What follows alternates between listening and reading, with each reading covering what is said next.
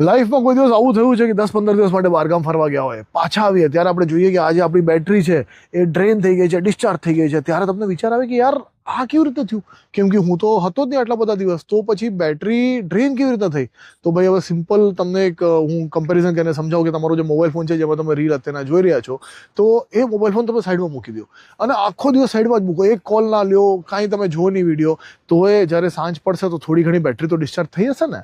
તો પછી ત્યારે તો તમે એમ નથી કહેતા કે કોઈનો કોલ નથી આવ્યો અને મેં રીલે નથી જોઈ તો કેવી રીતે બેટરી ડિસ્ચાર્જ થઈ ગઈ? ભાઈ બેટરીનું નેચર છે સેલ્ફ ડિસ્ચાર્જ, સો આમાં પણ એવું જ હોય. જે રીતે તમારું મોબાઈલ ફોન છે એમાં ઓપરેટિંગ સિસ્ટમ હોય, રાઈટ, તો એ તમારું પાવર ખેંચતું હોય. એવી રીતે આ જે કાર્સ હોય એની જે બેટરી હોય એમાં આપણા કારમાં સિસ્ટમ્સ હોય કે ભાઈ તમારી સિક્યોરિટી સિસ્ટમ્સ છે, સેન્સર્સ છે, તમારી ક્લોક છે ગાડીની. હવે તો બધી આમ ફેન્સી કાર્સ આવી ગઈ છે, એપ્સ આવી ગઈ છે કે તમારી ગાડીને પ્રી હીટ કરી શકો, તમારી ગાડીને દૂરથી સ્ટાર્ટ કરી શકો, તો એ સતત ઇન્ટરનેટથી કનેક્ટેડ છે. તો આ બધી વસ્તુ પાવર ડ્રેન કરે છે, કન્ઝ્યુમ કરે છે, અને જો કંઈ જ નથી તો એ બેટરી છે સેલ્ફ ડિસ્ચાર્જ તો થવાની જ છે.